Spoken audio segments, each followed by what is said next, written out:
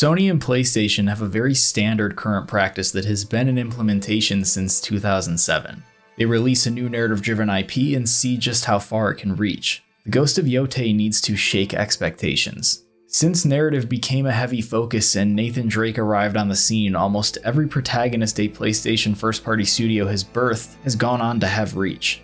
With that attention comes endless potential of which we are only starting to see the results of in the last 2 years. Strong characters create deep attachments, and with that attachment comes a direct avenue to TV shows, spin-offs, and more ways to spend time in the fictional worlds you love. Mascots were once far easier to determine in the early years of the company. You could look at Crash, Spyro, or later Sly and Ratchet. PlayStation now wears many rotating faces. Naughty Dog owned this lane for most of the PS3 and PS4 generations, and in the long wait for what's next from them, it's become a shared lane. Kratos has found his way back into the zeitgeist and is championed as PlayStation's leading character. That is until Spider-Man releases, and once he's served his purpose in the spotlight, Cloud Stripe shows back up. Eventually, we arrive back at our mascot roots with Astrobot, who in some sense encompasses everything. The shift between characters is ever-changing and will loop as sequels release and you get more time on the clock with PlayStation's leading cast. This has always been a strategy that has been effective and allows for innovation and retention of consumers along the way. So what would happen if someone stepped out of bounds? Ghost of Yotei is a game that demands change. It was a surprise to most when Atsu was revealed to be the new face of the Ghost franchise. Any prior knowledge of modern first-party PlayStation games would lead you to believe Jin was destined for far more. The island of Tsushima, while fitting for the fictional retelling of an invasion, does not make sense for further exploration. Jin's story was likely always planned to be a single game. The full scale of the island was used, and the Ghost franchise has far more room to grow outside of it. Ghost of Tsushima is far and away the highest selling game in Suckerpunch's studio history, and Jin Sakai was a fitting face to lead them in this direction. Jin in a lot of ways is far different than your average PlayStation protagonist. He's a soft-spoken character that remains composed in his samurai status. Jin very seldomly acts outside of his calm demeanor. This type of character can be tricky to lead a narrative. While challenging, it presents an opportunity for immense payoff if done well. One might say a character like Kratos would face the same challenges in the writer's room and to the player. However, Kratos' current demeanor was not how he found his footing. The newfound calmness and patience that he conveys in 2018 in Ragnarok comes with far more nuance and intrigue due to the player knowing what lies underneath is nearly a trigger away. This, combined with a long-needed rebirth for the character in general, was a compelling mixture for a brilliant new saga. The way Jin Sakai carries himself is contextualized in his upbringing and status as a samurai alone. However, the narrative rarely gives him opportunities to show what truly is going on inside his mind. High risk, high reward seems to be a growing theme for the choices Suckerpunch is making for Ghost of Yotei, both protagonist-wise and in a narrative sense. It will likely be what defines them in this follow-up. Replacing Jin may be viewed under this exact lens as he was a large part of Suckerpunch's monumental success. Embracing this risk and leaving behind an easy win is exactly the type of move that delivered Arthur Morgan to the masses in 2018. Everyone who played Red Dead Redemption wanted to play as John Marston again. He was the best the industry has to offer. In the first trailers for its sequel, some would say there was a lack of faith for Arthur as a leading man. It wasn't long after release that faith was developed. Today, many champion Arthur as the greater lead. This is a product of studios that take risk. Atsu may be viewed as the outsider in the months leading up to launch, but this opportunity given the right vision cannot be passed up. She is up against a very different type of personal struggle. So much depth can be found in a story about grief and anger. Ghost of Yotei is the most exciting kind of sequel to look forward to, due to the fact it's following up a game that remains very renowned despite its flaws. What can often make a sequel feel necessary is a feeling of being satiated upon completion, but knowing what you consumed has so much more to give should its systems be given the chance for elaboration. Ghost of Tsushima achieves most of what it sets out to do. If Yotei can fill the gaps, then what comes next is a masterpiece. Red Dead Redemption was cited as a source of inspiration for Ghost of Tsushima, and you can tell that inspiration extends far beyond the first entry in this series. Suckerpunch seems to be fully leaning into Rockstar's genre-defining open-world design. Combining this influence with Ghost's own individual achievements in design may be the recipe Suckerpunch needs to find itself sitting among the kings of the genre. Hokkaido, once called Edo, was chosen as the location of this game due to it being sparsely populated by the Japanese people, the Inu being a large portion of its inhabitants. Those that lived here were bold enough to build a life for themselves in the cold wilderness. It was very much Japan's Wild West, or Wild North in this case. Edo and the inclusion of the Inu people are an opportunity to explore a part of Japan and its culture that have yet to be touched in games. Many of the open world games based in or around Japan focus themselves west near Kyoto or east in Tokyo. While Red Dead Redemption feels so present as an influence on Yotei's game design, it's the general ethos of the game that can be traced west as much as it can east. The score of Ghost of Yotei shown so far captures the essence of Wild West media with Japanese influence intertwined. Japan is no stranger to creating their own films and media based around mixing Japanese culture with America's late 1800s West. See East Meets West, an earlier work of Shogun star Hiroyuki Sanada, or Yojimbo by the legendary Kurosawa. Yotei almost feels like an homage to this blend in everything they've shown so far, all the way down to Atsu's list feeling like a very personal handmade collection of wanted posters that only she gets to collect on. In a world where it would have been very easy for Suckerpunch to make another Tsushima game and follow the same path they went down to much success, this culture blend feels like the perfect way to explore something familiar enough to want to partake in but fresh enough to stick around. Gameplay and presentation is where Suckerpunch just understands design. Having crafted an open-world rendition of Japan this uniquely first try is a testament to Sony's first-party talent that has always been bred and not bought. Taking what was built here into the Wild West-esque region of 1603 Edo is where inspiration should meet execution. Tsushima solved a unique immersion problem many didn't even know they needed a solution to. In an effort to keep you in-world as often as they can and without leaving a minimap on screen, a system was implemented in which simply flicking your finger on the touchpad creates gusts of wind that only blow in the direction of your marked objective. Tsushima's world is one that has very visible places of interest that compel you to visit them without needing a map.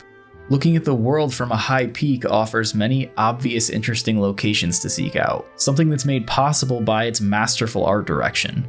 This alone is something most open worlds fail to capture, which ends in a reliance on far too many question marks on a map. It's an admittance of uninteresting world design when your map has to show you everything. The wind's direction simply complements an already well-made world. Many of Tsushima's additions to open world design feel like spin-offs of how Rockstar implemented them in Red Dead 2 while still retaining their own in-world spin. Rather than fully load the map with question marks, you're ushered to new content by way of the island's inhabitants, human and otherwise. Following a bird or a fox to various content or collectible locations works wonders for staying locked in. One of Tsushima's greater flaws is what they tend to lead you to. There were enough foxes to follow in this game to make you consider going from loving a species to sighing when you see it, and they rarely take you down interesting paths. The same tends to go for similarly styled content, such as haiku spots, pillars of honor, hot springs, or any collection-based task. They feel very true to the island and Japan's spirit in general, but they lose that sense of peace and completion over time. It's here where you hope Rockstar's influence inflicts its biggest changes on Ghost of Yotei. These tasks would be far less jarring if you knew events could happen in the midst of them, similar to Red Dead's stranger missions or just general intervening of its world's inhabitants on any gameplay. Jin's hot spring visits could have been far more interesting if occasionally someone else showed up or was already present. Any of the game's prominent side characters could be around to share a conversation or just an intriguing stranger, versus it always being Jin's internal thought. This extends to the rest of Tsushima's non-quest-based activities. Rockstar mastered what a truly living world can feel like with Red Dead Redemption 2. Every interaction, main story or otherwise, feels organic and can happen differently for everyone.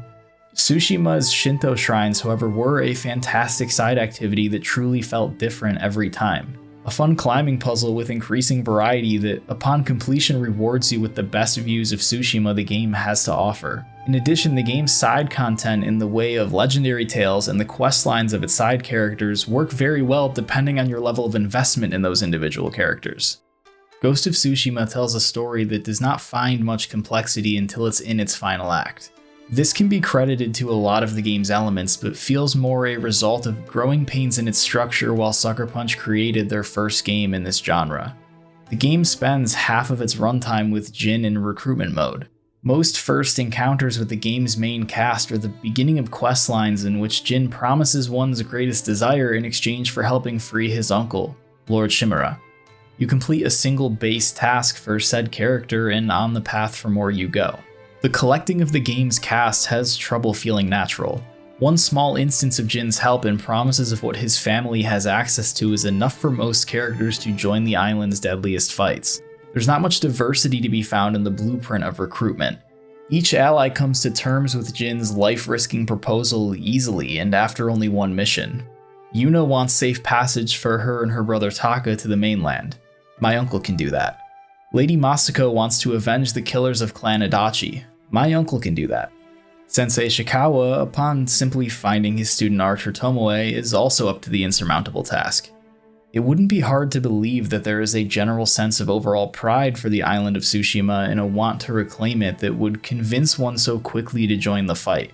However, when you can feel the structure of those quests in identical form in multiple cases, it can remove believability of the characters quickly.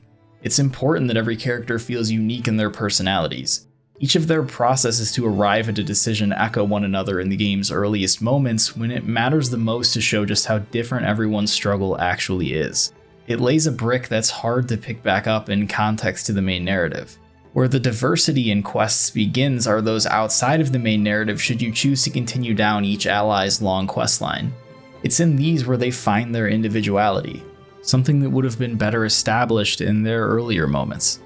Arthur is different from John the same way Atsu feels different from Jin. Arthur's journey is one that brings him away from a dark path to a point of immense self-reflection.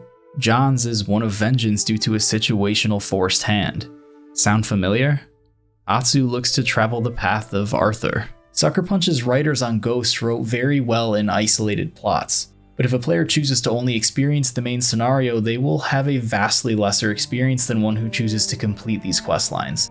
The game's side quests feel imperative to the satisfaction of the game's resolution versus additive.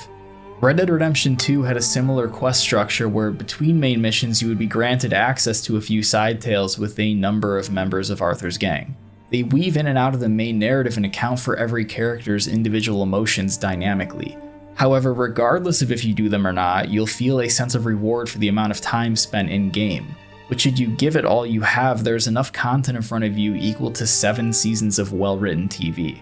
Tsushima had all the makings of a great story. It's in its structure where it fails to meet the best in the genre. In that sense, Yotei's taking on of a revenge tale is Suckerpunch's bold side. Atsu is on a quest for vengeance. Her family was killed by outlaws otherwise known as the Yotei Six, and the game's narrative is built around taking them out one at a time. Revenge stories require immense nuance in order to work. Assassin's Creed failed to make it work in the same environment just this year. Ghost of Yotei's writers will have to provide their own twist combined with worthwhile messaging in order to escape what can easily be generic. But fortune favors the bold, and it makes the game far more exciting as a concept. In the end, that's what people will remember should it be pulled off. Ghost of Tsushima's ending is what makes it clear Jin's story is complete. A choice upon defeating your then uncle, now father. Honor him by taking his life as a samurai would, or leaving him and truly embracing Jin's loss of code. Each option vastly changes Jin's direction not only as a person, but as the ghost. Regardless of the choice, honoring Lord Shimura's wishes does not relieve Jin of title of the ghost. Much like that option is made available in gameplay but not validated in the game's storytelling. You lived this path. Jin is the Ghost of Tsushima. Making a Jin sequel requires making one ending canon. The entire audience lived and loved it in 2 very different outcomes. Choosing one does not service the game's final messaging. Suckerpunch knew Jin's story was complete and allowed you one final say in his moral compass. Finding a new protagonist and finding new meaning in the word ghost was always the more compelling choice. Atsu gets to be the Ghost of Yotei, but under a completely different meaning we have yet to discover. The word ghost being dynamic enough to change an entire plotline based on its use is what will go on to make this franchise special. Swiping up on the controller now, the winds take you exactly where they should, to Atsu.